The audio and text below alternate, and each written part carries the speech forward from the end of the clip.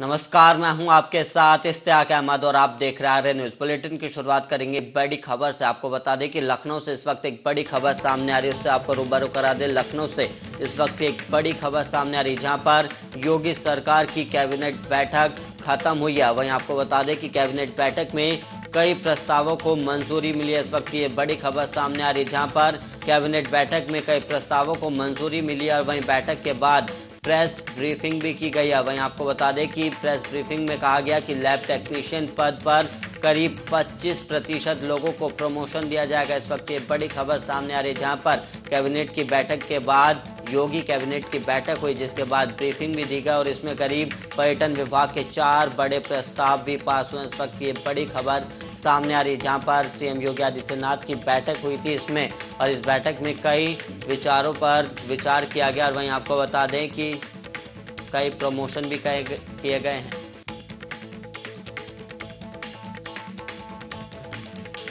और वहीं दिल्ली के जहांगीरपुरी में हनुमान जयंती पर हुई हिंसा की आरंभिक रिपोर्ट पुलिस ने केंद्रीय गृह मंत्रालय को सौंप दी है। और वहीं सूत्रों के मुताबिक आपराधिक षड्यंत्र के तहत जहांगीरपुरी में हिंसा हुई और दिल्ली पुलिस ने क्या क्या एहतियात कदम भी उठाए, रिपोर्ट में इसकी भी जानकारी दी गई है। और वहीं दिल्ली पुलिस ने रिपोर्ट में पूरे घटनाक्रम की जानकारी दी और उसने अब तक क्या कार्रवाई की इस बारे में भी पूरी डिटेल बताई गई है। और रिपोर्ट में यह भी बताया गया कि घटना में शामिल हथियार बरामद कर लिया गया और इस मामले में अब तक कुल 24 लोगों को गिरफ्तार किया गया है और जिनमें से 21 बालिग और 3 नाबालिग बताए गए हैं।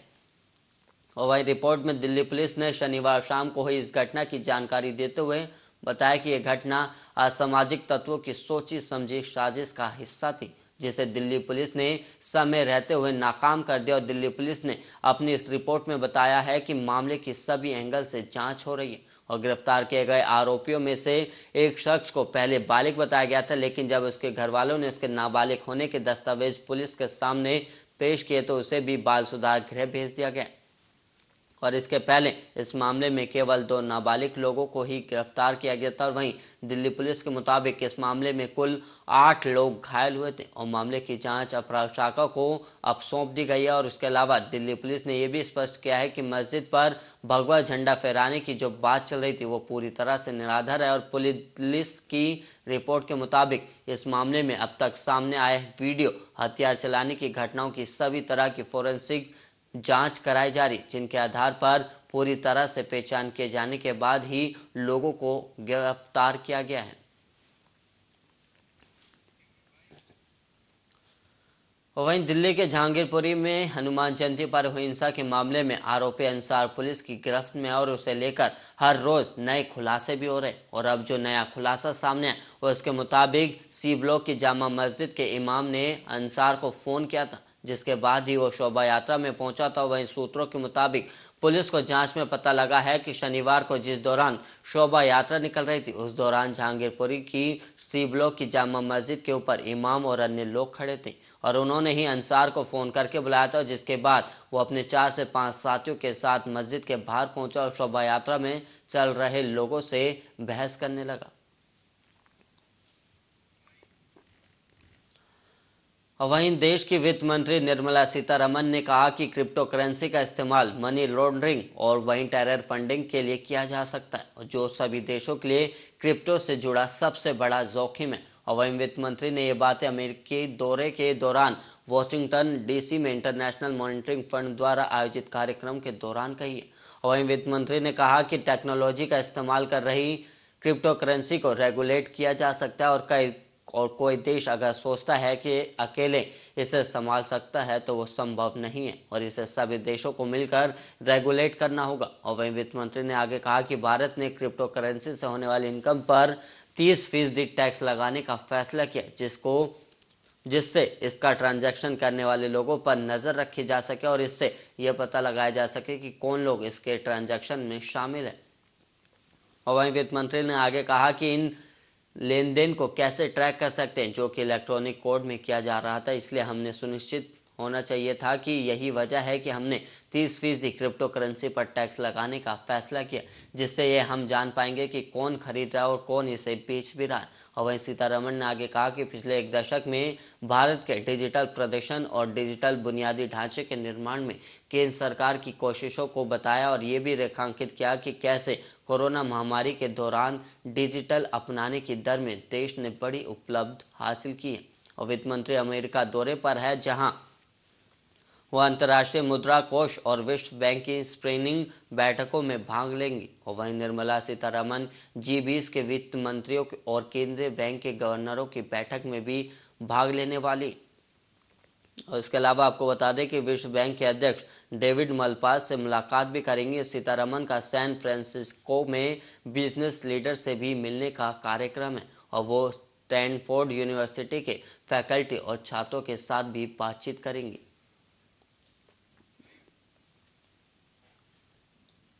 और वहीं अंगड़िया व्यापारियों से पैसे वसूली मामले में मुंबई क्राइम ब्रांच CIO ने 1000 से ज्यादा पन्नों की चार्जशीट दायर की है।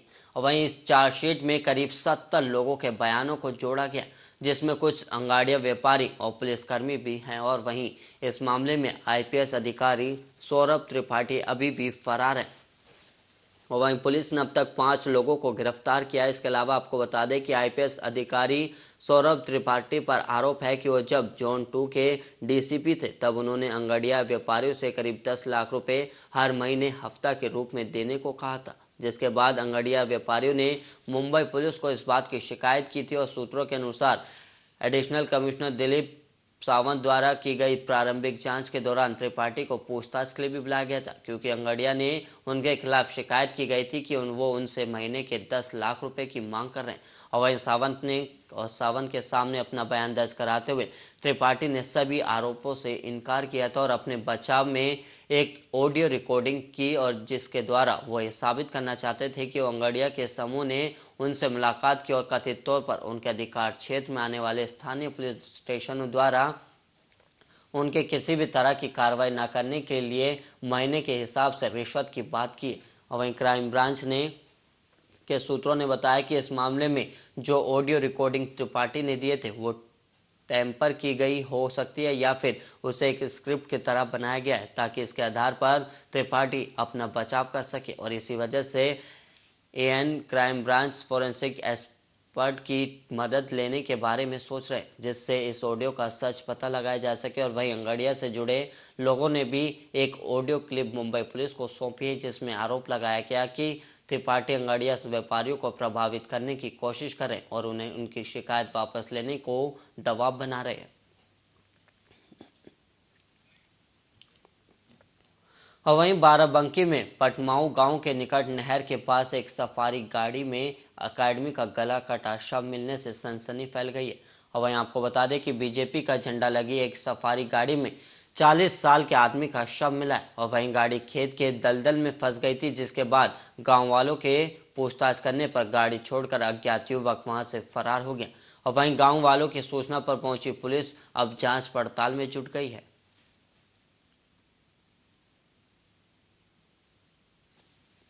जैतपुर क्षेत्र में एक सफारी गाड़ी जिसमें एक व्यक्ति की डेड बॉडी है। इस सूचना पर तत्काल थाने की पुलिस और सभी उच्च अधिकारीगण फील्ड यूनिट के साथ डॉग स्क्वाड के साथ मौके पर पहुंचे हैं और घटनास्थल का वैज्ञानिक साक्ष्यों के संकलन करने के लिए बहुत गहनता से निरीक्षण किया जा रहा है। जो आसपास के लोग हैं, लोकल्स हैं, उनसे भी इस बारे में जानकारी की जा रही है। प्रथम दृष्टया ये लग रहा है कि इस व्यक्ति को किसी ने धारदार हथियार से मारा है, जिससे उसकी मृत्यु हो गई है। और मृतक की जो है वो पहचान भी कर ली गई है। ये जगतपाल हैं, जो बख्शी का तालाब लखनऊ के रहने वाले हैं। इनके परिवार को सूचना दी जा रही है और इस घटना में जो भी शामिल व्यक्ति हैं, जो प्रथम दृष्टया पुलिस को कुछ लीड्स मिली हैं, उनके आधार पर पुलिस कार्रवाई कर। आगरा में अखिलेश यादव के आह्वान पर सपाइयों ने जुलूस निकाला। और वहीं आपको बता दें कि महंगाई के विरोध में सपाइयों ने शहीद स्मारक पर ढपली बजाकर प्रदर्शन भी किया। और वहीं सपाइयों ने खुद लाउड स्पीकर पर गाते हुए लोगों को महंगाई के बारे में बताया। और वहीं बताया ये भी जा रहा है कि 10 दिनों तक चौराहों पर सपाई ढपली बजाकर लोगों को जागरूक करने वाले हैं। देखिए, समाजवादी पार्टी हमेशा से मुद्दों पर काम करती है, मुद्दों की राजनीति करती है। हम लोगों चाहे चुनाव हो, चाहे लोकसभा चुनाव हो, विधानसभा चुनाव, हमेशा मुद्दों को आगे रखा, ना कि धर्म की, जाति की राजनीति करी। आज भी जब पूरा देश धर्म के नाम पर बटा हुआ है, लोग दंगे करा रहे हैं, पवित्र महीना चल रहा है, उसमें भी इस तरह की घटनाएं आपने देखी हो। आपके चैनल के माध्यम से मैं बताना चाहता हूँ कि समाजवादी पार्टी ने आज आगरा से शुरुआत कर दी है। महंगाई डायन खाए जाते, ये हमारा टाइटल है। इस मुहिम के तहत हम पूरे जिले में जहां जहां लोग एकत्रित होंगे उनको मैं तो यही कहना चाहता हूँ आगरा वासियों से, क्योंकि ये आगरा का ही प्रोग्राम हम लोगों ने बैठ के ये तय किया था। शहर में जो प्रमुख चौराहे हैं उन पे जाएंगे। और आपको पता है मैं किसान का बेटा हूँ, डीजल कितना महंगा हो गया, पेट्रोल कितनी महंगी हो गई, दाल नहीं खा सकते, चावल नहीं खा सकते हम लोग, क्योंकि किसान के बेटा कहाँ से इतना महंगा पैसा नहीं है, कहाँ से ले सकते हम लोग। अभी तो मैं तो इस मुहिम को राष्ट्रीय अध्यक्ष जी को कहना चाहता हूं, उनका आदेश होगा आगे चल के। अभी शहर में किया है इस प्रोग्राम को, तो मैं चाहता हूं इस प्रोग्राम को गांव-गांव और एक टीम बना दी जाए पूरे प्रदेश में। वहीं दिल्ली के जहांगीरपुरी इलाके में शनिवार को हुई हिंसा को लेकर शिवसेना सांसद संजय राउत ने बीजेपी पर हमला बोला। उन्होंने कहा कि राजनीतिक फायदे के लिए दंगे की राजनीति हो रही है और देश में पहले कभी भी हनुमान जयंती और रामनवमी के दिन दंगे नहीं हुए। और उन्होंने आरोप लगाया कि दिल्ली में नगर निगम चुनाव जीतने के लिए दंगे कराए जा रहे हैं और चुनाव जीतने के लिए कोई मुद्दा नहीं है, इसलिए दंगों का सहारा लिया जा रहा है। और दिल्ली के जहांगीरपुरी इलाके में हनुमान जयंती पर हुई हिंसा के मामले में पुलिस की कार्रवाई तेज है और दिल्ली पुलिस ने मामले में चौथी एफआईआर भी दर्ज कर ली और सोमवार को पुलिस ने आरोपी सोनू चिकना को भी गिरफ्तार कर लिया था। और सोनू चिकना पर हिंसा के दौरान फायरिंग करने का आरोप है। दरअसल हिंसा का वीडियो वायरल हुआ था जिसमें एक शख्स फायरिंग करता हुआ नजर आ रहा है और ये वीडियो सोशल मीडिया पर वायरल भी हुआ, जिसके बाद पुलिस एक्शन में आई और सोनू चिकना की तलाश में जुट गई। और वीडियो में गोली चलाते दिख रहे सोनू चिकना के खिलाफ आर्म्स एक्ट में मुकदमा दर्ज हुआ और दिल्ली पुलिस ने सोनू चिकना की गिरफ्तारी को सबसे महत्वपूर्ण बताते हुए उसे सबसे धुरंधर अपराधी का कहा। और वहीं सोनू शेख और सोनू चिकना को रोहिणी कोर्ट में भी पेश किया गया। और वहीं आपको बता दें कि सोनू चिकना की गिरफ्तारी के साथ ही अब तक कुल 24 आरोपी गिरफ्तार हो चुके हैं और इन 21 के अलावा 3 नाबालिग को भी गिरफ्तार किया गया। और पहली एफआईआर 16 अप्रैल को दर्ज की गई थी जिसमें विभिन्न आपराधिक धाराओं में मुकदमा हुआ था और दूसरी एफआईआर में बगैर अनुमति के शोभा यात्रा निकालने पर विश्व हिंदू परिषद और बजरंग दल के खिलाफ भी मुकदमा हुआ और तीसरी एफआईआर में पुलिस पर पथराव करने वाले मामले में सलमा को आरोपी बनाया गया।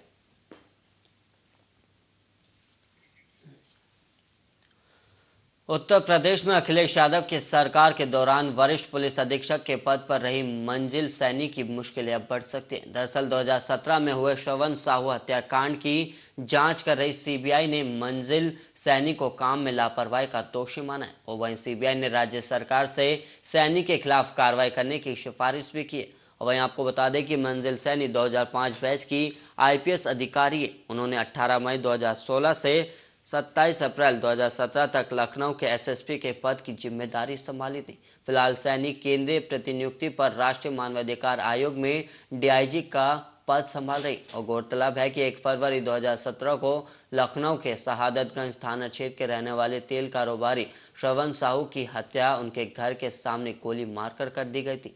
और वहीं श्रवण अपने बेटे के हत्यारों के खिलाफ कोर्ट में भी लड़ रहे थे और वहीं आपको बता दें कि श्रवण के बेटे आयुष साहू की भी 2016 में हत्या कर दी गई थी और इस मामले में श्रवण इकलौते गवाह थे और वहीं पुलिस की भूमिका पर भी इस केस में संदिग्ध पाई गई थी और वहीं श्रवण को लगातार धमकियां भी दी जा रही थी और उन्होंने सुरक्षा की मांग करते हैं और लखनऊ की तत्कालीन एसएसपी मंजिल सैनी से गुहार भी लगाई थी, लेकिन उन्हें सुरक्षा मुहैया नहीं कराई गई और बाद में श्रवण की बदमाशों ने उनके घर के सामने ही गोली मारकर हत्या कर दी थी। और वहीं राज्य सरकार ने मामले की जांच सीबीआई को सौंप दी थी और गौरतलब है कि लखनऊ के तत्कालीन एसएसपी मंजिल सैनी ने श्रवण साहू की हत्या के बाद दुख जाहिर करते हुए इसे पुलिस की गंभीर चूक भी माना था और उन्होंने उस समय कहा था कि जिसके लिए अपने विभाग को छलनी कर दिया उसी को सुरक्षित नहीं कर पाए। और उन्होंने कहा था कि आरआईए थाना और एलआईयू में से किसी ने नहीं बताया था कि श्रवण को गनर नहीं मिला है। और सैनी ने अफसोस जाहिर करते हुए कहा था कि उन्हें इस बात का मलाल है कि वो खुद श्रवण से बात नहीं कर सकी थी। वहीं उत्तर प्रदेश स्थित देवरिया के गोरी बाजार थाना क्षेत्र के इंदुपुर गांव के पास एक बड़ा दर्दनाक सड़क हादसा हुआ, जिसमें 6 की मौत हो गई और आधा दर्जन लोग घायल हो गए। और वहीं बताया गया कि घायलों को इलाज के लिए जिला अस्पताल में भर्ती कराया गया। और मिली जानकारी के अनुसार अनुबंधित बस और बोलेरो गाड़ी की टक्कर थी, जिसमें बोलेरो गाड़ी के परखच्चे उड़ गए और वहीं बस पलट गई। और कुशीनगर से एक तिलक समारोह में शामिल होने के लिए लोग गाड़ी से आए थे और वहीं सभी लोग कार्यक्रम में शामिल होने के बाद कुशीनगर वापस जा रहे थे। और वहीं अनुबंधित बस गोरखपुर से रुद्रपुर जा रही थी और घायलों का इलाज अब जिला अस्पताल में जारी है। और घटना की सूचना मिलते ही मौके पर जिलाधिकारी और पुलिस अधीक्षक दोनों ही पहुंचे और वहीं घायलों का हाल भी जाना। और वहीं जिलाधिकारी जितेंद्र प्रताप सिंह ने जानकारी दी कि हादसे में 6 लोगों की मौत हो गई और करीब आधा दर्जन लोग घायल हैं और घायलों को उचित मदद की जाएगी। और मुख्यमंत्री योगी आदित्यनाथ ने देवरिया जिले में हुई सड़क दुर्घटना में लोगों की मृत्यु पर गहरा शोक भी व्यक्त किया था। उन्होंने मृतकों के शोक संतप्त परिवारजनों के प्रति संवेदना व्यक्त करते हुए अधिकारियों को घायलों का समुचित उपचार कराने के निर्देश भी दिए थे। वहीं आपको बता दें कि बोलेरो सवार कुशीनगर जनपद के कसिया थाना क्षेत्र के कोहड़ा गांव निवासी रविंद्र तिवारी की बेटी का तिलक लेकर सभी रुद्रपुर के रैनिक गांव गए थे और तिलक कार्यक्रम के बाद रात में ही वो वापस घर जा रहे थे। वहीं उत्तराखंड के हरिद्वार में हनुमान जयंती के दौरान जुलूस पर हुए पथराव की घटना के मामले में अब पुलिस ने 11 लोगों को गिरफ्तार कर लिया और हरिद्वार एसएसपी योगिंदर सिंह रावत ने ये जानकारी दी है कि क्षेत्र में सुरक्षा और शांति व्यवस्था को कायम रखने के लिए गांव में पर्याप्त बल मौजूद है और स्थानीय लोगों के साथ बैठक की जा रही है। और वहीं आपको बता दें कि हनुमान जयंती के दौरान शोभा यात्रा निकाली गई थी और इस दौरान शोभा यात्रा पर पथराव भी किया गया था। और मामला हरिद्वार के भगवानपुर क्षेत्र का है, जहां पर निकाले गए जुलूस पर पथराव के दौरान करीब 10 लोग घायल हुए थे और ये जुलूस बजरंग दल के कार्यकर्ताओं द्वारा निकाला गया था। जब जुलूस भगवानपुर गांव के पास पहुंचा तो भीड़ पर घरों से पथराव किया गया था और ये पथराव दादा पट्टी गांव के पास हुआ था। और वहीं दूसरी ओर ऐसी एक घटना दिल्ली के जहांगीरपुरी के सी ब्लॉक में भी सामने आई थी, जहां पर हनुमान जयंती की जुलूस के दौरान कुछ लोगों द्वारा पत्थरबाजी की गई, जिसके बाद मामला गर्म हो गया और मामले को देखते हुए यूपी में भी प्रशासन को अलर्ट कर दिया गया था। और इसके अलावा देश के दूसरे हिस्सों से भी ऐसी खबरें ही सामने आई और पिछले कुछ दिनों के दौरान लगातार ऐसे ही मामले सामने आ रहे हैं।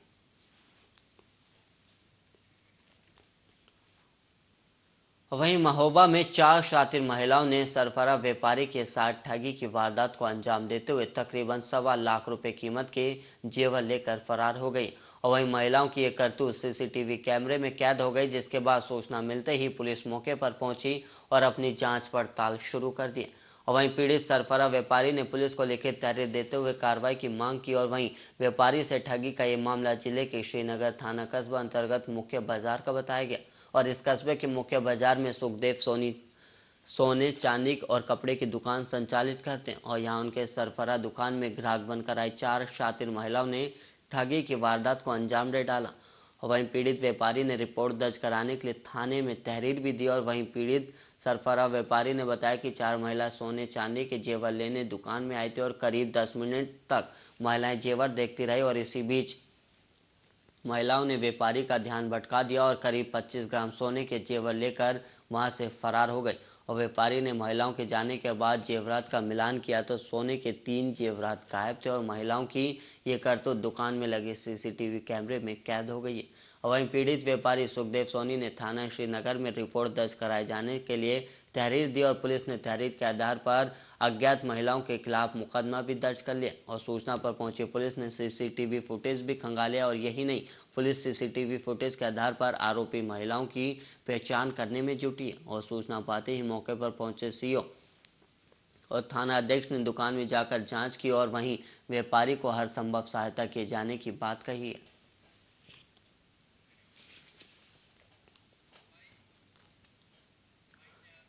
और वहीं इसी के साथ इस बुलेटिन में इतना ही। देश और दुनिया की तमाम खबरों के लिए आप बने रहिए आर्य न्यूज के साथ।